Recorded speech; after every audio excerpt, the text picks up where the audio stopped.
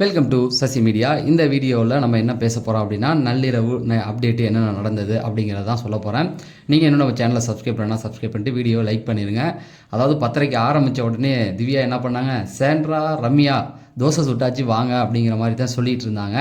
எனக்கு என்னடா காலையில் தான் இந்த பொண்ணுங்க அடிச்சுக்குதுங்க, அப்புறம் தோசைக்காக கூப்பிட்டு நிற்கிதுங்க அப்படிங்கிற மாதிரி தான் இருந்தது.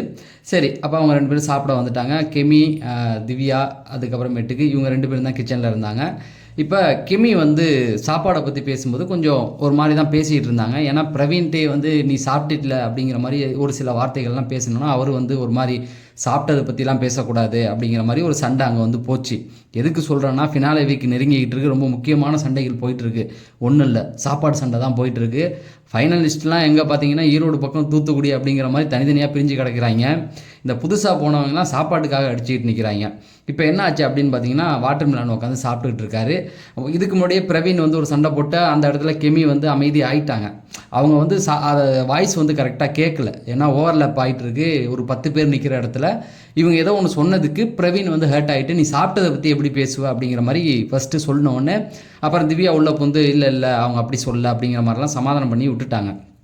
இந்த பக்கம் என்ன ஆச்சுன்னா, வாட்டர் மிலான் வந்து தோசை சாப்பிட்டு உக்காந்துக்கிட்டு இருக்காரு. சாப்பிட்டுட்டு உக்காந்துட்டவர்கிட்ட வந்து ஏதோ சாம்பார் கேட்டிருக்காரு. ஆல்ரெடி 3 தோசை சாப்பிட்டாருன்னு நினைக்கிறேன், ஏன்னா மாற்றி மாற்றி சொல்கிறாங்க. வாட்டர் மிலான் வந்து 5 தோசை சாப்பிட்டாருன்னு இங்கே ஒருத்தவங்க சொல்கிறாங்க. அவர் என்ன சொல்கிறாருன்னா, நான் 3 தோசை தான் சாப்பிட்டேன் அப்படிங்கிற மாதிரி சாப்பிட்டு அவர் வந்து குழம்புக்காக வெயிட் பண்ணிகிட்டு இருக்காரு, வெறும் தோசையே தட்டில் வச்சுக்கிட்டு.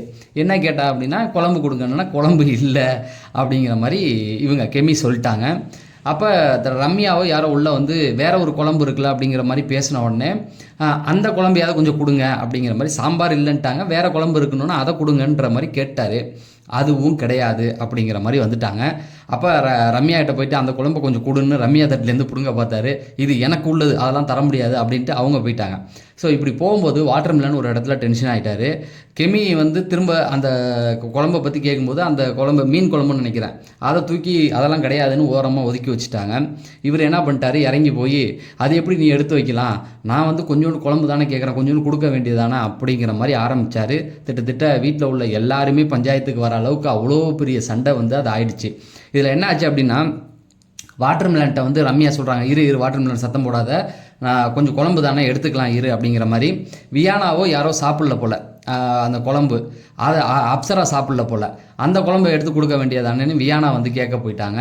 இப்போ என்ன ஆச்சு அப்படின்னா, கெமிக்கும் அவங்களுக்கு முட்டிட்டு இப்போ என்ன சொல்லிட்டார் வாட்டர் மிலான், நீ இப்படி தான் எப்போதுமே, அதாவது நான் வீட்டில் இருந்து நிறைய தடவை பார்த்துருக்கேன், இந்த மாதிரி ஒளிச்சு வச்சு சாப்பிட்றதுல நீ வந்து கிங்கு, நீ எப்போ பார்த்தாலும் ஒளிச்சு வச்சு தான் சாப்பாடுவேன், மற்றவங்களுக்குலாம் கொடுக்க மாட்டேன் அப்படின்ற மாதிரி கெமிக்கு கோவமாயிட்டு, என்கிட்ட அந்த மாதிரி சாப்பாடை பற்றி நீ பேசாத, நான் வந்து எல்லாருக்கும் கொடுத்துட்டு தான் சாப்பிட்ருக்கேன், சாப்பாடு விஷயத்தில் என்ன அந்த மாதிரி குறை சொல்லாத அப்படின்ற மாதிரி அவங்க இறங்கி வந்துட்டாங்க. அதுக்கப்புறமேட்டுக்கு அங்கே ஃபுல்லாகவே எல்லாம் இறங்கி வந்தோடனே பிரவீன்லாம் வந்து தடுக்க நினைக்கிறாரு, அப்படிலாம் பேசாத விட்டுடு அப்படின்ற மாதிரி ரம்யாவும் சொல்லிட்டாங்க, ஆனால் சாப்பாடு விஷயத்தில் யாரையும் அப்படி பேசாதீங்கன்றாங்க. அதுக்கப்புறம் வியானா வந்து ஒரு வார்த்தையை விட்டுட்டாங்க, அது அவங்களுக்கு பேக் ஃபயர் ஆகிடுச்சு. அவர் கேட்டது என்ன, அப்சரா குழம்பு தானே கேட்டார், கொடுங்களேன் அப்படிங்கிற ஒரு வார்த்தையை அவங்க சொல்லிட்டாங்க. அதுக்கப்புறம் எல்லாம் பிடிச்சி ஏற ஆரம்பிச்சிட்டாங்க அவங்கள. இப்போ வாட்டர் மிலான் சண்டை வந்து பெருசானோன்னு விக்ரம்லாம் வந்து என்ன பண்ணிட்டாரு, தடுத்து கூட்டு வர பறிக்கிறார். ஏன்னா இங்கே வா வா வா நம்ம பேசலாம் அப்படிங்கும்போது இவங்க வந்து கெமி விடலை. அங்கேருந்து அவன் முன்னாடி வந்து நின்றுட்டு நீ பேசு அப்படின்னால, அந்தாண்ட போ அப்படிங்கிற மாதிரி ஒரு வார்த்தையை சொல்லிட்டாப்புல. அதுக்கப்புறமேட்டுக்கு கெமி வந்து அமைதியாக போயிட்டாங்க. ஏன்னா கெமியை பொறுத்த வரைக்கும் ஒரு சில சாப்பாடு விஷயத்தில் ஒரு சில விஷயங்கள் அப்படி பண்ணுவாங்க. பட் இந்த விஷயத்தில் நமக்கு வந்து ஓவர்லேப்பில் என்ன ஆச்சுன்னே தெரியல. ஆனால் சண்டை மட்டும் பூதாகரமாக போயிட்டுருக்கு. இப்போ ரம்யா வந்து இவங்கள பிடிச்சிக்கிட்டாங்க, வியானா நீ அப்படி எப்படி சொல்லலாம், அவங்க வந்து எப்படி ஒளிச்சு வச்சு சாப்பிட்றாங்க நீ சொல்லுவ அப்படிங்கிற மாதிரி ரம்யா பிடிச்சி ஆரம்பிச்சேன். நான் அப்படி சொல்லலாமா, அப்சரா சாப்பிடாங்க இருந்தாங்களா, அந்த குழம்பை கொடுக்க சொல்லி தான் கேட்டேன் அப்படிங்கிற மாதிரி, அது எப்படி நீ சொல்லலாம் அப்படிங்கிற மாதிரி இது பண்ணாங்களே. அப்புறம் வாட்டர் மிலானை அழைச்சிட்டு இவர் இதுக்கே போயிட்டார், கார்டன் ஏரியாவுக்கு. அங்கே சபரியும் வந்து சொல்கிறாரு, ஏன்னா ஃபினாலே வீக் வந்துருச்சு, பரவாயில்ல விடு அப்படிங்கிற மாதிரி சொல்கிறாரு. இவர் கேட்க மாட்டாரு. இந்த கெமி எப்போதுமே எப்படி தான்ப்பா பண்ணுது, எல்லாத்தையும் ஒளிச்சு தின்னுது. இப்போ கொஞ்ச நேரத்துக்கு முன்னாடி வரைக்கும் ஏதோ ஒன்று சமைச்சு அது பாட்டுக்கு சாப்பிட்டுக்கிட்டு இருக்கு, நம்ம கேட்டால் மட்டும் இவங்களுக்கு எதுக்கு வலிக்குது அப்படிங்கிற மாதிரி ஒரு வார்த்தையை போட்டு விட்டார். அப்போ எல்லாருமே வந்து இந்த திவ்யா சொல்கிறாங்க, இந்த வீட்டில் எல்லாருக்கும் எல்லா நேரத்துலையும் கிச்சனுக்குள்ளே சமைச்சு சாப்பிட்றதுக்கு உரிமை உண்டு அப்படின்ற மாதிரி சொல்கிறாங்க. எனக்கு என்னமோ அது ஒரு டவுட்டாக இருக்குது. அப்படியெல்லாம் வந்து கிச்சனுக்குள்ளே எல்லாருமே போய் எல்லா நேரமும் சமைச்சு சாப்பிட்ற மாதிரி எத்தனை வாரம் போணுச்சு, எனக்கு அது சத்தியமாக புரியல. சமைச்சு தருவாங்க, அதை சாப்பிட்ணும் அப்படிங்கிறது தான் அந்த இடத்துல. ஆனால் அவங்க வந்து எப்போ வேணால் யார் வேணால் எது வேணால் சமைச்சு சாப்பிட்லாம் அப்படின்ற மாதிரி போணுச்சு. இப்போ வாட்டர்மெலன் ஒரு கேள்வி கேட்டது, இவங்களெல்லாம் கிச்சனுக்குள்ளே யார் விட்டது, இவங்களுக்கு என்ன அதிகாரம் இருக்குது, நான் இது என்ன அவங்க வீட்டு காசா, பிக் பாஸ் தானே கொடுக்குறாரு அப்படிங்கிற மாதிரியான ஒரு பாயிண்ட்டை எடுத்து வச்சுட்டாங்க. இப்போ திவ்யா வந்து கூப்பிட்டு சமாதானம் பண்ண, வாட்டர்மெலன் இங்கே வா வா பேசாத, நீ வந்து பேசுனது ஒரு தப்பு, அந்த மாதிரி சாப்பாட்டு விஷயத்தில் யாருக்கும் சொல்லக்கூடாது அப்படிங்கிற மாதிரி சொல்லிகிட்டு இருந்தாங்க. அதாவது அந்த குழம்பு யாருக்காக கெமி எடுத்து வச்சுருக்காங்கன்னா திவ்யாவுக்காக எடுத்து வச்சுருக்காங்க. திவ்யா வந்து சாப்பிட்ணுன்னு எடுத்து வச்ச குழம்பை தான் அவங்க எடுத்தது. இவர் வந்து கேள்வி கேட்டோன்னே திவ்யாவும் சப்போர்ட்டுக்கு வர மாதிரி தான் இருந்தது. சரி, இப்போ இந்த பிரச்சனை எல்லாருமே முடிஞ்சதுக்கு அப்புறமேட்டுக்கு இவர் வந்து என்ன சொல்கிறாருன்னா, பிரவீன் வந்தார். பிரவீன் வந்து அப்படிலாம் சொல்லாதையா, ஏன்யா எல்லாரையும் கஷ்டப்படுத்த, சமைச்சு கொடுக்கும்போது எல்லாருக்கும் கஷ்டமாக இருக்குங்க அப்படின்னும் போது, இப்போ கூட வெண்டைக்காய் சமைச்சு சாப்பிட்டாங்களே அப்படிங்கிற மாதிரி ஒரு வார்த்தையை போட்டார். உன்னை வந்து ஒன்றுமே பண்ண முடியாதுயா, நீ போயா, உன்னை திருத்த நினைக்கிறேன், நீ அதுக்கு சரிப்பட்டு வர மாட்டேன்ற மாதிரி அவரும் போயிட்டார். ஸோ வாட்டர்மெலன் கண்ட்ரோல் நல்லா. அப்புறம் வியோனா வந்து கூப்பிட்டு சொல்கிறாங்க, அண்ணா அதாவது வந்த அன்னையிலேருந்து அவள் சமைக்கிறாள்ண்ணே, நேற்றுலாம் சமைச்சு கொடுத்தால, அதை எப்படி நீங்கள் தப்பாக புரிஞ்சுக்கிட்டீங்க அப்படிங்கிற மாதிரி பேசுகிறாங்க. உடனே வந்து அது ஓகேம்மா, இப்போ நடந்தது ஒரு கேவலமான விஷயம் தானே, கொஞ்சோண்டு குழம்பு கேட்டேன் கொடுக்க வேண்டியதானே அப்படின்ற மாதிரி அவரும் கேட்குறாரு. உடனே அதை விட்டுடுனேன், இப்போ கிச்சனில் உனக்கு வந்து சாம்பார் கேட்டாங்க, உனக்கு என்ன நீ சாம்பார் ஊற்றி தானே முதல்ல சாப்பிட்ட அப்படின்ற மாதிரி சொன்னாங்க. ஆமாம், அப்புறம் நான் அடுத்த தோசை கேட்கும்போது கொடுக்க மாட்டேன்ட்டாங்க அப்படின்னா, அடுத்து ஒரு குழம்பு இருக்குன்னு அவங்களே தான் சொல்கிறாங்க. சாம்பார் வந்து எல்லாருக்கும் வேணுன்றாங்க, ஓகே. அப்புறமேட்டா பழைய குழம்பு கொஞ்சம் இருக்குன்னு அவங்களே சொன்னோன்னா அந்த பழைய குழம்பை கொஞ்சம் கொடுங்க அப்படின்னு நான் கேட்டதில் என்ன தப்பு இருக்குது அப்படிங்கிற மாதிரி அவர் ஒரு பாயிண்ட் எடுத்து போட்டார். இப்போ யாராலையுமே அவரை கண்ட்ரோல் பண்ண முடியல. எனக்கு என்ன தோணுச்சுன்னா, ஃபினாலே வீக்கில் ஃபைனலிஸ்ட்லாம் இருக்காங்க ஒரு 5 பேர். வினோத் இப்போ தான் வெளில போயிருக்காரு, அந்த வருத்தம் கொஞ்சம் கூட அவனுக்கு கிடையாது. ஆனால் இவன் அவனை குத்தம் சொல்கிறான், அவங்க இவங்களை குத்தம் சொல்கிறாங்க. அவர் போகும்போது இவர் சிரிச்சாருன்னு இதெல்லாம் பேசிட்டு இவனுங்க உட்காந்து சாப்பாட்டு சண்டைக்கு இறங்கிட்டாங்க. ஃபைனலிஸ்ட்டு தான் இந்த வாரம் வந்து ஃபோக்கஸ் பண்ணி காமிக்கணும் நமக்கு, அதான உண்மை. ஆனால் அந்த 5 பேர் தான் இப்போ வீட்டுக்குள்ளே இருக்காங்க, அவங்க என்ன பண்ணுறாங்கங்கிறத நம்ம பார்க்கணும். ஆனால் இவனுக்கு என்ன பண்ணுறானுங்க அப்படின்னு பார்த்தீங்கன்னா, அவனுங்களை ஓரம் தள்ளி விட்டுட்டு இவனுங்களை சுற்றி காமிச்சிக்கிட்டு இருக்காங்க, இவனுங்க உட்காந்து அடிச்சுக்கிட்டு இருக்காங்க. அதுவும் பாருங்களேன், இந்த சண்டையில் இன்னொரு வார்த்தையும் சொல்கிறாரு, ரம்யாவும் இந்த மாதிரி ஒரு பழக்கம் உள்ளது, எப்போ பார்த்தாலும் திருடி தின்னக்கூடியது அப்படிங்கிற மாதிரி ஒரு குற்றச்சாட்டியும் வைக்கிறாரு. அந்த நேரத்தில் எடிட்டர் வந்து ரம்யாவுக்கு ஒரு க்ளோஸ்அப் வச்சா அந்த பொண்ணு தோசையை எடுத்து காங்குன்னு அது பாட்டுக்கு தின்னுட்டு இருக்கு. இங்கே எவ்வளோ அமளி போயிட்டு இருக்கு, உன்னை ஒருத்தன் எவ்வளோ கேவலமாக பேசிக்கிட்டு இருக்கான், நீ பாட்டுக்கு ஓரமாக உட்காந்து, அது காதில் பக்கத்தில் தான் உட்காந்துருக்கு, இருந்தாலுமே அந்த தோசையை பிச்சு போட்டு அது பாட்டுக்கு தின்னுட்டு இருக்கு அப்படின்னு பார்த்தீங்கன்னா, ரம்யா அதுக்கப்புறமேட்டு கெமி, இதுங்க ரெண்டுமே வந்து எப்போவுமே சாப்பாட்டு திருடி தின்றது, அடுத்தவங்களுக்கு ஒளிச்சு வச்சு தின்றது, இந்த மாதிரியான வேலைகளை பார்த்துக்கிட்டு இருக்கு. அப்படின்னோடனே இங்கேருந்து இவர் வந்துட்ட திவ்யா கேட்குறாங்க, நீ முதல் நாள்லேருந்து என்ன பண்ண அப்படிங்கிறத சொன்னால் நீ ஏற்றுக்குவியா அப்படிங்கிற மாதிரி. அவரை கண்ட்ரோல் பண்ண முடியுமா? அவரை கண்ட்ரோல் பண்ணுறதுக்கு ஒருத்தர் இருந்தார், அவரும் போயிட்டார். அவர் வந்து தொடர்ந்து அதே விஷயத்தை தான் திரும்ப எடுப்பார், அது நல்லாவே தெரியும். ஸோ இந்த ஒரு பிரச்சனை வந்து அங்கே போயிட்டு இருந்தது.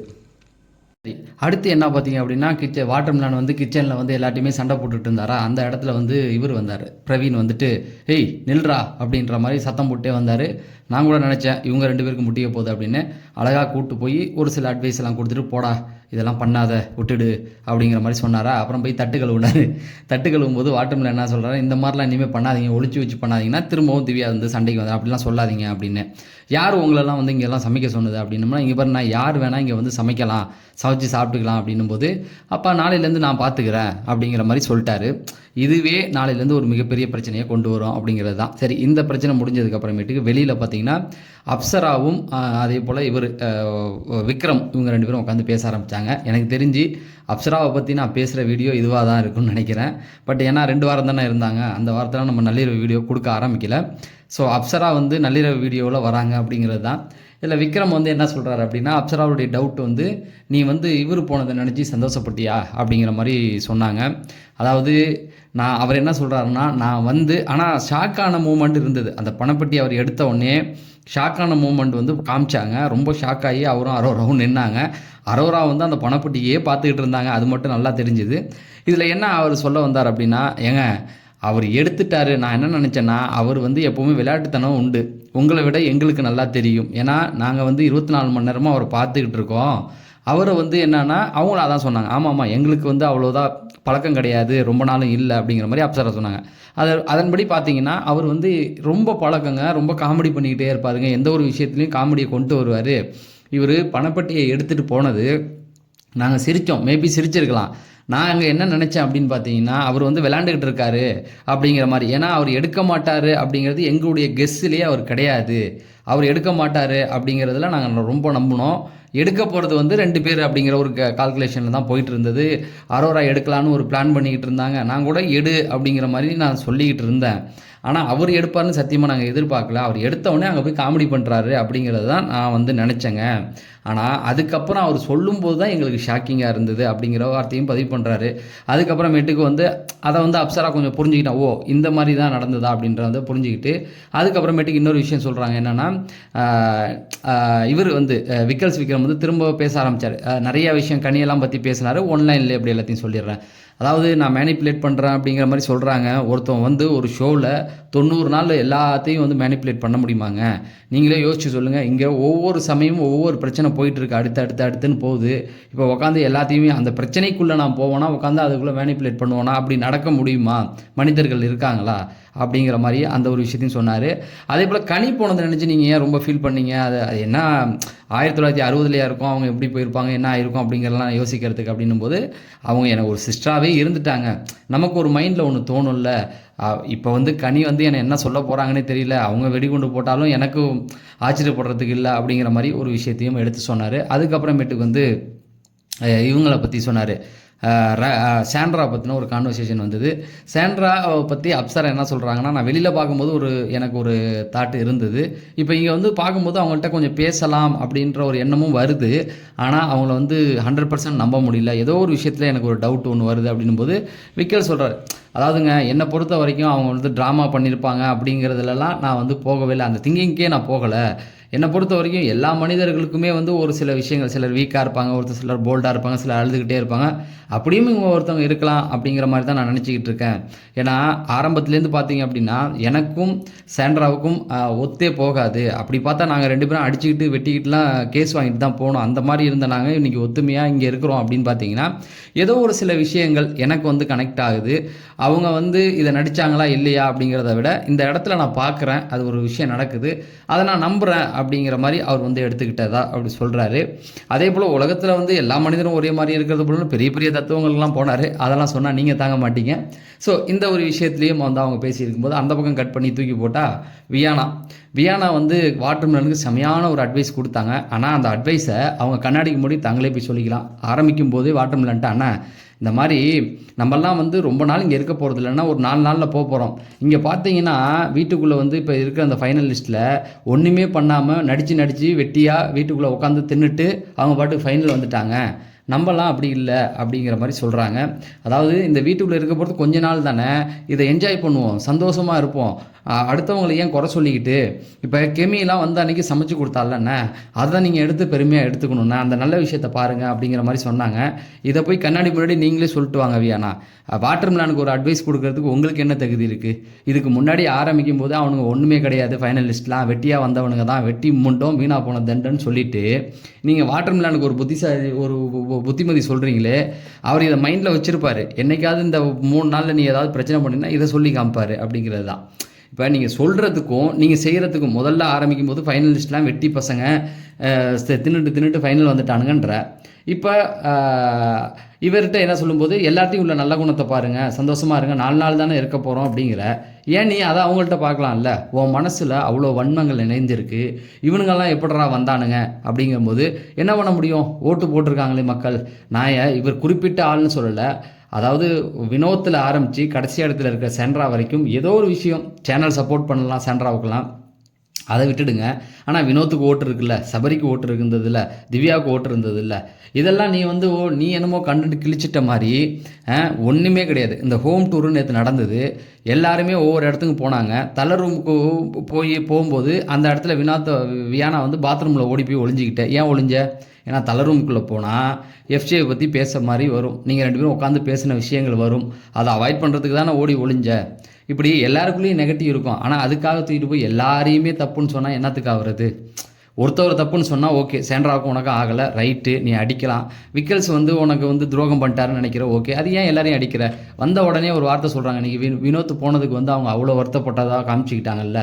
வந்த உடனே என்ன சொன்னாங்கன்னா 4 லட்சம் என்னமோ பெட்டியில் சேரும்போது இந்த 4 லட்சம் போதும், இவனை கிழிக்கு இந்த 4 லட்சத்தில் எவனாவது எடுத்துகிட்டு ஓட சொல்லு அப்படின்னு சொன்ன ஆள் தான் நீங்கள், ரைட்டா? இப்போ அந்த 4 லட்சம் இருக்கும்போதும் வினோத் வீட்டுக்குள்ளே தானே இருந்தார். அப்போ என்ன சொல்கிறீங்க? இவனை கிழிக்கு இந்த 4 லட்சம் போதும் தூக்கிட்டு ஓட சொல்லி எவன் வேணால் எடுத்துகிட்டு, அதுவும் பர்டிகுலர் பேரை நீங்கள் சொல்லலை. என்ன சொன்னீங்கன்னா எவன் வேணால் எடுத்துகிட்டு ஓடலான்னு நீங்கள். அப்போ வினோத் தான் இப்போ அங்கே இருந்தார் தானே, எவன் வேணால் எடுத்துகிட்டு ஓடுங்க, உங்களுக்கு இது போதும்னு சொன்ன ஆள் இன்றைக்கி எதுக்கு வருத்தப்பட்ட மாதிரி காமிக்கிறீங்க?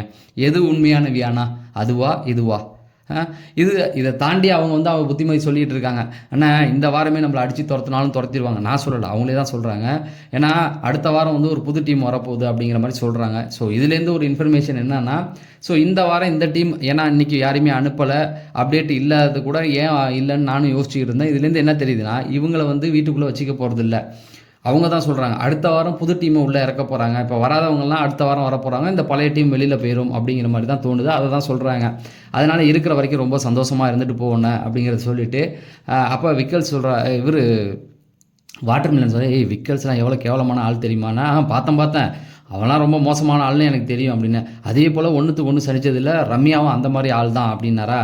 அது எனக்கு தெரிலண்ணா, நான் பார்க்கல அப்படின்ட்டாங்க. ஸோ இதுதான் இவங்ககிட்ட இருக்க பிரச்சனை. எல்லாரையும் ஒரே இதில் வச்சு பாருங்கள். இப்போ உங்களுக்கு பிடிக்கல, ஓகே, அவரை விக்கல்ஸ் விக்ரமை போய் பார்த்தீங்கல்ல, ஏன் ரம்யாவை நீங்கள் பார்க்கலையா? அப்போ விக்கல்ஸ் வந்த அந்த ஷோ மட்டும் அவர் மட்டும்தான் இருந்தாரா? அந்த ஷோ இதில் ரம்யா இல்லாமல் போயிட்டாங்களா? எனக்கு ஒன்றும் புரியவே இல்லை.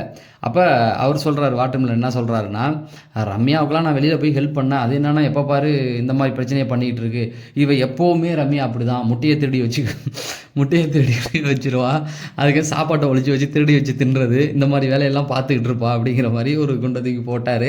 ஆனால் அது உண்மை தான். ரம்யா அந்த மாதிரி வேலையெல்லாம் முதல்ல பார்த்துக்கிட்டு இருந்தாங்க. ரம்யா போனதுக்கப்புறமேட்டுக்கு சரி வேண்டாம், நெகட்டிவாக சில விஷயங்கள் சொல்ல வேண்டாம். இந்த சாப்பாட்டு திருட்டுன்ற ஒரு பிரச்சனை நிறைய வீட்டுக்குள்ளே போயிட்டு இருந்தது இல்லையா? அப்பப்போ காணா போவோம் அப்படின்ட்டு. நல்லா யோசித்து பார்த்தீங்கன்னா, கமருதீனுக்கும் பார்வதிக்கும் ஒரு ஃபைட்டு வரும். அதாவது இந்த நெய் கொடுக்க மாட்டாங்க, நெய் திருடிட்டான் கமருதீன் சொல்லுவாங்களா? அப்போ கமருதீன் சண்டை போட்டுட்டு வந்திருப்பார். அதுதான் அவங்க 2 பேரும் பிரிஞ்சு வந்துட்டு அப்புறம் கடைசியாக ஒன்று சேர்ந்த ஒரு இடம். அந்த இடத்துல கமருதீன் என்ன சொல்லியிருப்பாருன்னா, நெய்யை எடுத்தது இவங்க கெமி தான் திருடுனாங்க. அவன் ஓப்பனாகவே சொல்லியிருப்பாங்க, நெய்யை அவங்க திருடிட்டாங்க, எல்லாருமே பார்த்துட்டாங்க. பார்த்த உடனே அவங்களுக்கு ஒரு மாதிரி கில்ட்டியாக ஃபீல் ஆகிடுச்சு. அப்போ தான் நான் என்ன பண்ணுவேன், அதை சமாளிக்கிறதுக்காக தான் நான் வந்தேன். அப்படி வரும்போது தான் பார்வதி என்ன பண்ணிட்டா, இவன் நெய்யை திருடுறான் அப்படின்னு போட்டு விட்டா.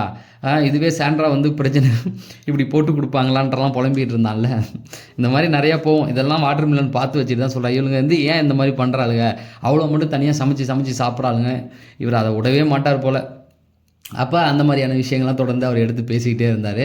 ஸோ இன்னும் நிறைய கான்வர்சேஷன் போச்சு. ஏன்னா தொடர்ந்து இவங்களை குற்றச்சாட்டுறது அவர் தான் விட மாட்டார். அப்புறம் அங்கேருந்து பிரவீன் வந்துட்டு, தம்பி உடம்பை கொஞ்சம் இழைச்சிட்டு முடியெல்லாம் கொஞ்சம் நட்டினா நீ ஹீரோ மாதிரி வந்துடுவ அப்படிங்கிற மாதிரி சொன்னாங்க. இவன் ஒருத்தவன் தேவையில்லாத தேவை பேசுகிறோன்னா, அப்போ வியானா சொல்கிறாங்க, ஏன் உடம்பை இழைச்சிட்டு முடியெல்லாம் இது பண்ணிக்கோ ஏன் அப்படின்னா, அதெல்லாம் நேச்சராக இருக்கிறது தான் கரெக்டாக இருக்கும் அப்படிங்கிற மாதிரி அவர் சொல்லிட்டு இருந்தார். அந்த பக்கம் பார்த்தீங்கன்னா லென்த்தாக கான்வர்சேஷன் போயிட்டு இருக்குது. என்னென்னா அந்த இதே பழைய விஷயத்தை தான் அவங்க எடுத்து பேசிகிட்டு இருக்காங்க. அதாவது விக்ரமும் அப்சராவும் அந்த மேனிப்புலேட் பண்ணுறது, சாண்ட்ரா பற்றி பேசுகிறது. ஸோ என்னை பொறுத்த வரைக்கும் விக்ரம்ஸ் ரொம்ப தெளிவாக ஆயிடுவான் போல் இன்றைக்கி. ஏன்னு கேட்டிங்கன்னா, அவனை உட்காந்து பேசுகிறதுக்கு ஆளே இல்லை. கனிக்கு அப்புறம் உட்காந்தா ரொம்ப லென்த்தாக கொண்டு போயிடுவானோன்னு பயந்து போனாங்க. சுபிக்ஷா இருந்தாங்க, அவங்களும் போனதுலேருந்து புலம்ப ஆரம்பிச்சிட்டான். தான் மனசில் உள்ள எல்லாத்தையும் கொட்டி தீர்த்துட்டான் ஆள். அதாவது ஒரே ஒரு விஷயம் கடைசியாக சொல்லி முடிக்கிறாரு. பேசிக்கிட்டு தான் இருக்காங்க, லைவ் பார்த்துக்கிட்டே தான் பேசுகிறேன். அதாவது இந்த ஷோவுக்கு நான் டைட்டில் வின் பண்ணுறதுக்காக சத்தியமாக வரவே இல்லை. என்னை பொறுத்த வரைக்கும் நமக்கு ஒரு சம்பளம் கொடுத்துருக்காங்க, நமக்கு ஒரு ஆப்பர்ச்சுனிட்டி இதில் கிடைச்சிருக்கு, அதை யூஸ் பண்ணிக்கணும்னு தான் வந்தேன். அந்த ஷோவுக்காக என்ன பண்ண முடியுமோ அதை எடுத்துகிட்டு தான் போகிறேன். மற்றபடி இப்போ நான் சாண்ட்ராவை நம்புறதை நீங்கள் விமர்சனம் பண்ண தேவையில்லையே. வீட்டுக்குள்ளே வந்திருக்க நீங்கள் அவங்க நடிக்கிறாங்க, அதை நான் நம்புகிறேன் அப்படின்னு நீங்கள் எனக்கு சொல்லித்தர தேவையில்லை. நான் பண்ணதுக்கான விளைவுகளும் நீங்கள் சொல்லி ஒன்றும் பிரயோஜனமும் ஆக போகிறதில்ல. நான் மக்கள் கையில் கொடுக்குறேன், அவங்க சொல்கிறது அது உண்மையாக இருக்கும். அது நான் பொய்யா இருந்தேன்னு சொன்னால் அது உண்மை தான், நான் ஏற்றுக்கிறேன் அப்படிங்கிற மாதிரி சில விஷயங்களை தொடர்ந்து அவர் பேசிக்கிட்டு இருக்காரு.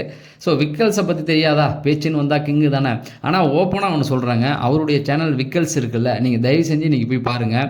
விக்கல்ஸை பங்கமாக கலாய்ச்சிருக்காங்க. அதாவது அவருடைய ஓன் சேனல்லே அவருக்கு கீழே வேலை பார்க்குறவங்க அவரை போட்டு அந்த கிளி, அதாவது அந்த ரெட் கார்டு விஷயம் போணுச்சுல்ல, அவர் கோவப்பட்டு கெட்ட வார்த்தை இது பேசினது, அங்கேருந்து வியானா அவரை அடித்தது, ரம்யா திட்டினது, இதெல்லாமே பங்கமாக எனக்கு தெரிஞ்சு வெளியில் யாருமே அப்படி பண்ண மாட்டாங்க அப்படிங்கிறது தான். ஏன்னா அவருடைய ஓன் சேனல், அவர் தான் ஓனரு. அவர் கீழே இருக்கிற பசங்க எல்லாமே அவரை பங்கமாக கலாய்ச்சிருக்காங்க. நானே யோசிக்கிறேன், டேய் அவன் முதலாளிடா, அவனை போட்டு இந்த மாதிரி தாறுமாறாக கலாய்ச்சி போட்டிருக்கீங்களேடா அப்படிங்கிற மாதிரி. ஆனால் அந்த சேனலை பொறுத்த வரைக்கும், விக்கல்ஸோடைய சேனலை பொறுத்த வரைக்கும் அவரை வந்து சப்போர்ட் பண்ணலை. ஆனால் அவரை பங்கமாக கலாய்க்கிறாங்க. மேபி இது கூட பாசிட்டிவாக அவருக்கு போய் முடியறதுக்கு வாய்ப்பு இருந்தாலும் பாரபட்சம் பார்க்காம இருக்காங்க இல்லையா, அதில் வரைக்கும் அவருடைய டீமை வந்து பாராட்டலாம் அப்படிங்கிறது தான். தயவு செஞ்சு நீங்கள் விக்கல்ஸ் அப்படின்னு போட்டிங்கனாவே அந்த சேனல் வரும். இன்றைக்கி கலாய்ச்சி போட்டிருக்காங்க, செம்ம பங்கம் பண்ணியிருக்கானுங்க அவரை. அந்த அளவுக்கு அவர் பயந்து ஓடுறது, சண்டன் வந்தால் பயந்து ஓடினார்ல இவர்கிட்ட கமருதீன்ட்ட, ஒன்று வாடா அப்படின்னு அவர் வந்ததுக்கப்புறம் பயந்து ஓடினார்ல, அதை கூட கலாய்ச்சிருக்காங்க. ஸோ நல்லா இருந்தது. அதுக்கப்புறமேட்டுக்கு பார்த்தீங்கன்னா கார்டன் ஏரியாவில் வந்து சபரி, பிரவீன், அதுக்கப்புறமே வந்து இப்போ பிரவீன் காந்தி, இவங்க 3 பேரும் உட்காந்து பேசிகிட்டு இருக்காங்க. இப்போ வந்து பிரவீன் காந்தி வந்து என்ன சொல்கிறாரு அப்படின்னு பார்த்தீங்கன்னா, அதாவது அந்த ஏதோ ஒரு ட்ரைனிங் சென்டரை பற்றி பேசுகிறாரு. அதாவது ஒரு வாரம் கண்ணை கட்டி விட்ருவாங்களாம், கட்டி விட்டு ட்ரைனிங் ஏதோ கொடுப்பாங்களாம், அதுக்கப்புறம் நம்ம லைஃப் எங்கேயோ போயிடும் அப்படிங்கிற மாதிரி சொல்லிகிட்டு இருந்தார். அது பாதியிலேருந்து தான் காமிச்சாங்க. அதுக்கப்புறமேட்டுக்கு வந்து சபரிலாம் வந்து நான் மரத்தை கட்டி பிடிக்கிறது தான் எனக்கு ரொம்ப பிடிச்ச விஷயம் அப்படிங்கிற மாதிரி சொல்லிட்டு இருந்தாரா. பிரவீன் காந்தி அதான் சொன்னார், எனக்கு அது ரொம்ப பிடிச்ச விஷயம். நான் போய் ஏதோ ஒரு இடத்துக்கு போய் மரத்துக்கெலாம் பால் ஊற்றி கட்டி பிடிச்சிட்டு நின்று பேசிக்கிட்டு இருப்பேன். அது ஒரு வேறு மாதிரி ஒரு ஃபீல் கொடுக்கும். அதே போல் நம்ம அந்த உலகத்துக்கு செய்கிற ஒரு நல்ல விஷயம், எதுக்கு இந்த கான்வர்சேஷனை எடுத்துகிட்டு வந்தால் வெட்டி, அதாவது ஒரு மாதிரி மொக்கையாக இருக்கேடா அப்படின்னு நீங்கள் கேட்கலாம். இந்த பூமிக்கு நம்ம செய்ய வேண்டிய ஒரு மிகப்பெரிய விஷயம் பிரவீன் காந்தி சொல்கிறார். நம்ம போகும்போது வாழ்க்கையில் ஒரு மரமாக தான் நட்டுருணும் அப்படிங்கிற மாதிரி சொல்லிட்டு இருந்தார். நல்ல விஷயந்தான். அதுக்கப்புறமேட்டுக்கு வந்து என்னாச்சுன்னா, வியானாவுக்கு ஒரு பதட்டம் ஆயிடுச்சு. அந்த பக்கம் இவங்க பேசிக்கிட்டு இருக்காங்க. அதாவது வெளியில் வந்து விக்ரமும் அதாவது கெமி பேசுகிறாங்க, அதுக்கு முன்னாடி அப்சரா பேசுகிறாங்க. ஆனால் எந்த நேரத்தில் எதை பார்த்து சொன்னாங்கன்னு தெரியல. அவள் வந்து போட்டு கொடுத்துட்டு இருக்கா என்னை பற்றி அப்படிங்கிற மாதிரி விக்ரம்கிட்ட பதட்டப்படுறாங்க. எனக்கு சத்தியமாக இந்த பொண்ணை பற்றி புரியவே இல்லை. அவங்க பேசுகிறது வியானாவை பற்றியே பேசலை. அவங்க ஜஸ்ட்டு அவர் வந்து விளக்கம் கொடுக்குறாரு அப்சராவிட்ட. அவர் சாண்ட்ரா நம்புறது இந்த விஷயம் பேசினார். அடுத்து கெமிக்கிட்டையும் அதான் சொல்கிறாரு. கெமி வந்து என்ன சொல்கிறாங்கன்னா, கானா வினோத்துக்கு எதுக்குங்க நான் சந்தோஷப்பட போகிறேன். அதை சந்தோஷப்படுறதுன்னு என்னென்னா, அவர் வந்து நான் சிரித்தேன் இல்லைன்னு சொல்லலை. அவர் அழுவும் போது இந்த வீட்டில் அந்த பெட் டாக்லாம் இருக்கும்ல, அது சினுங்கிற மாதிரி சினுங்கினார். எனக்கு அது டக்குன்னு சிரிப்பு வந்துடுச்சு. அதுக்கப்புறமேட்டுக்கு நான் உஷாராயிட்டேன், அஜய் என்னடா இந்த நேரத்தில் சிரிக்கிறோமேட்டு. ஏன் அப்படி எனக்கு ஒரு தாட் வருது அப்படின்னு பார்த்தீங்கன்னா, அவர் சொல்கிறாரு, கானா வினோத்தை நான் எப்படி பார்க்குறேன்னா, ஒரு ஸ்ட்ராங்கான பர்சன். எப்போவுமே சண்டைன்னா வந்து தைரியமாக நிற்கக்கூடிய ஒரு ஆள். ஒன்று நிற்பார், யாரையும் பார்க்க மாட்டார். அந்த மாதிரி நான் அவரை பார்த்துருக்கேன். இவர் என்னடா ஒரு க்யூட்டாக அழுதார், அது ஏன் இவருக்குள்ளே இந்த ஒரு சைடு இருக்கா அப்படிங்கிற ஒரு தாட்டு எனக்குள்ளே வந்து அதுதான் சிரிச்சனே தவிர, அவர் பணத்தை எடுத்து நாங்கள் ஏங்க சிரிக்க போகிறேன் அப்படிங்கிற மாதிரி சொன்னார். ஏன்னா அவர் பிளான் வந்து அரோரா எடுக்கிற ஒரு பிளானில் இருந்தாங்க. அதுக்கு தான் அவர் வந்து பேசிக்கிட்டே இருந்தார். மேபி அதை வந்து நிறைய பேர் ஸ்ட்ராட்டஜி அப்படிங்கிற மாதிரி சொல்லிகிட்டு இருக்காங்க. அதுதான் அவர் சொன்னார், எனக்கு என்னங்க இதில் இருக்க போகுது அப்படிங்கிற மாதிரி சொன்னார். ஓகே கூல், ஒன்றும் சாப்பிட்டியா அப்படின்னு கேட்டாங்க. சாப்பிட்டேன். சரி போ என்ஜாய் பண்ணு இந்த வீக் அப்படின்னா, இதுக்கப்புறம் எங்கே என்ஜாய் பண்ணுறதுக்கு என்னங்க இருக்குது. அதாவது யார் என்ன எடுத்தாலும் எடுத்துகிட்டு போட்டுங்க, அதில் ஒன்றுமே எனக்கு இல்லை அப்படிங்கிற மாதிரி எஞ்சி அவர் போனார். இதை தான் வந்து அவங்க கெமியை பற்றி சொன்னாங்களா அப்சராவை பற்றி சொன்னாங்களான்னு தெரியல. அவள் வந்து வெளியில் வந்து ஃபோன் பண்ணிலாம் பேசுனா, நிறைய கனெக்டாக இருந்தால் இப்போ வந்து என்னை பற்றியே போட்டு கொடுக்குறான் அப்படிங்கிறது. அரண்டவன் கண்ணுக்கு இருண்டதெல்லாம் பேய்ங்கிற மாதிரி அந்த அம்மா இந்த 2 பேர் தான் பேசியிருக்காங்க. 2 பேருமே வியானாவை பற்றி உள்ளே பேசலை, என்னை பற்றி தான் வந்து போட்டு கொடுத்துட்ருக்கா, அது தேவையாது அப்படிங்கிற மாதிரி தான் இருந்தது. சரி, இந்த ஒரு கான்வர்சேஷன் முடிஞ்சது. அடுத்து எனக்கு புரியாத ஒரு புதிராக இருந்தது. இதுக்கு நீங்கள் தான் பதில் சொல்லணும். இப்போ திவ்யா வந்து கிச்சனில் க்ளீன் பண்ணிகிட்டு இருந்தாங்க. அந்த பக்கம் வாட்டர் மிலான்னு இவங்க வியானா 2 பேர் பேசியிருந்தாங்க. இப்போ அந்த கான்வர்சேஷன் ஆல்மோஸ்ட் வந்து எண்ட் ஆகிடுச்சு. அவர் பேசின விஷயத்தெல்லாம் சொல்லிட்டு, ஆனால் கூலாருண்ணா அப்படிங்கிற மாதிரி சொன்னோன்னே வாட்ரு இவங்க திவ்யா சொல்கிறாங்க, நீ வந்து உடனே பாஸ்போர்ட் பாஸ்போர்ட் எடுத்தோன்னா நம்ம உடனே வந்து தாய்லாந்து போவோம், இல்லைனா தாய்லாந்துக்கு நீ கேன்சல் அப்படிங்கிற மாதிரி சொன்னாங்க. உடனே ஓகேம்மா நான் போய் எடுத்துட்றேன், ஒன்றும் கவலைப்படாதுன்னு வாட்டர் சொல்கிறாரு. அப்போ அவங்க திரும்ப வந்து சொல்கிறாங்க, இது மாதிரி மிஸ் பண்ணிட்டீங்கன்னா சைனீஸ் கேர்லாம் உனக்கு கிடைக்காது, அப்புறம் தாய்லாந்தை மிஸ் பண்ணிடுவ அப்படிங்கிறத சொல்லிவிட்டு அடுத்து சொல்கிறாங்க, அப்புறம் கடைசி வரைக்கும் வீடியோ பார்த்து தான் அப்படிங்கிற மாதிரி சொல்கிறாங்க. சத்தியமாக அவங்க என்ன சொன்னாங்கன்னு எனக்கு புரியலைங்க. உங்களுக்கு புரிஞ்சால் நீங்கள் வந்து கமெண்ட் செக்ஷனில் சொல்லிங்க. இந்த ஒரு கான்வர்சேஷன் அங்கே போணுச்சு. அதுக்கப்புறமேட்டுக்கு அவங்க வந்து இவர் சொல்கிறாரு என்னென்னா, கானா சாம்ராஜ்யம் இதை பண்ணதை என்னால் ஏற்றுக்கவே முடியல, என்னால் நம்பவே முடியல இது வரைக்கும் அப்படிங்கிற மாதிரி இருக்குது அப்படிங்கிறாரு. பணத்தை எடுத்துகிட்டு போனதை பற்றி தான் பேசுகிறாரு தர்பூஸ். அப்போ அவங்க சொல்கிறாங்க, ஆமாம் ஷாக்கிங் தான் அப்படின்னு. நான் என்ன நினச்சேன்னா சாண்ட்ரா எடுப்பாங்கன்னு நினச்சேன் அப்படின்னோடனே அப்போ திவ்யா சொல்கிறாங்க, சாண்ட்ரா வந்து ஆமாம்மா அவங்களுக்கு வந்து ரொம்ப ஷாக்கிங்காக தான் இருந்திருக்கும் அப்படிங்கிற மாதிரி. இப்போ வாட்டர் சொல்கிறாரு, அவங்க வந்து ஒரு கான்ஃபிடென்ட்டில் இருக்காங்க, டைட்டில் வின் பண்ணிடலாம் அந்த ஒரு ஆசை வந்துடுச்சு போல். ஏன் வராதுன்னு நீங்கள் நினைக்கிறீங்களா? பார்க்குற ஆடியன்ஸ் உங்கள்கிட்ட கேட்குறேன், வராதுன்னு நீங்கள் நினைக்கிறீங்களா? ஏன்னா என்னை பொறுத்த வரைக்கும் இந்த சேனல் அவங்கள புஷ் பண்ணி கொண்டு தான் வந்துக்கிட்டு இருக்காங்க. அவங்களுக்கு ஆசை வருது டிசர்வா அப்படிங்கிறத தாண்டி இந்த சேனல் அவங்கள வந்து தள்ளுறாங்க. நீங்கள் வேணால் இந்த 1 வீக் ஃபுல்லாக பார்த்தீங்கன்னா அவங்களுக்கான ஸ்க்ரீன் பேஸை அதிகப்படுத்திக்கிட்டே வராங்க. வரவங்கெல்லாம் அடிக்கிற மாதிரியே காட்டுறாங்க. நான் மதியான வீடியோவில் சொல்லியிருப்பேன், இந்த சேனல் ஒருத்தவனை வந்து அடி வாங்குற மாதிரியே காமிச்சிருந்தா அவனை அடுத்த இடத்துக்கு தள்ளுறாங்க அப்படிங்கிறது தான். என்னை பொறுத்த வரைக்கும் அவங்க வந்து சாண்ட்ராவை மேலே தள்ளிட்டு தான் வராங்க. அது எந்த ஒரு மாற்று கருத்தும் கிடையாது. ஆனால் ஓட்டிங் இருக்கான்னு கேட்டிங்கன்னா சுத்தமாக கிடையாது. என்ன பண்ண முடியும்? அந்த சேனல் பண்ணுறதை நம்ம ஏற்றுக்கிட்டு தான் ஆகணும் அப்படிங்கிற ஒரு விஷயம் இருக்கு இல்லையா? நீங்கள் நினைக்கலாம், இந்த பக்கம் திவ்யாவுக்கு ஓட்டு இருக்குது, சபரிக்கு இருக்குதுன்னு நீங்கள் நினைக்கலாம். என்னை பொறுத்த வரைக்கும் என்னென்னா, சாண்ட்ராவுக்கு அந்த ஒரு ஆசை வந்துருச்சு அப்படிங்கிற மாதிரி சொல்கிறாங்க. சேனலும் அதை தான் பண்ணிகிட்டு இருக்காங்க. அவர் பார்த்ததை வந்து சொல்கிறாரு. ஏன்னா சேனல் அவங்கள வந்து ஏதோ புஷ் பண்ணி தள்ளிக்கிட்டே வராங்க. ஏன்னா எல்லாருடைய கணிப்பும் வந்து அவங்க பணம் எடுப்பாங்க அப்படிங்கிறது தான். ஆனால் பிரச்சனை உள்ளே விட்டுருந்தா கண்டிப்பாக பணத்தை எடுத்திருப்பாங்க. பிரச்சனை உள்ளே விடாமல் வேறு யாரையாவது எடுக்க வைக்கணுங்கிறதுக்காக தான் அவங்க பிளான் போட்டது. என்னை பொறுத்த வரைக்கும் அவங்களுக்கான சாண்ட்ராவுக்கான ஸ்க்ரீன் பேஸ் இந்த வீக் வந்து ரொம்ப ஜாஸ்தியாக காமிக்கிறாங்க. 1 எபிசோட்லேயே நிறைய வராங்க, நிறைய அழுகுறதை காமிக்கிறாங்க. இதெல்லாம் திவ்யாவுக்கு கொடுக்குற குழுவா அப்படின்னு தெரியல. அதே போல் இன்னொரு விஷயம் சொல்கிறார், இவர் சத்தியமாக எனக்கு அதிர்ச்சி மேலே அதிர்ச்சி அவர் எடுக்க மாட்டார்னா, ஆனால் அரோரா தான் எடுக்கிறதுக்கு பிளான் போட்டுக்கிட்டு இருந்தாங்க. ஆனால் அவர் போய் டக்குன்னு அரோராவுக்கு அல்வா ஊட்டி விட்டுட்டு டக்குன்னு தொட்டுட்டாருன்னு. ஆக்சுவலாக அரோராவுக்கு அல்வா கொடுத்துட்டாரு. அதுதான் சரி. இதை வந்து அவங்க என்ன சொல்கிறாங்க அப்படின்னு பார்த்தீங்கன்னா, இருக்கலாங்க. தர்பீஸ் என்ன சொல்கிறாருன்னா, ஆனால் அவர் இருந்திருந்தாருன்னா வேறு மாதிரி சம்பவம் ஆயிருக்கும், அவருக்கு வந்து நிறைய ஓட்டுகள் இருக்குங்கிறத மறைமுகமாக சொல்ல வராரு. அதை தான் டைரெக்டாகவே ரம்யா சொல்லிட்டாங்களே, 1 எபிசோட்லேயே காமிச்சிட்டாங்க, அவர் தான் இருந்திருந்தால் வின்னர் அப்படின்னு. அது அவங்க மைண்டில் ஏறாமலாக இருந்திருக்கும். அதை வந்து சொன்னோன்னே அது என்னன்னே தெரியல. அவர் பொறுத்த வரைக்கும் வந்து புத்திசாலித்தனத்தை யூஸ் பண்ணிக்கிட்டாரு.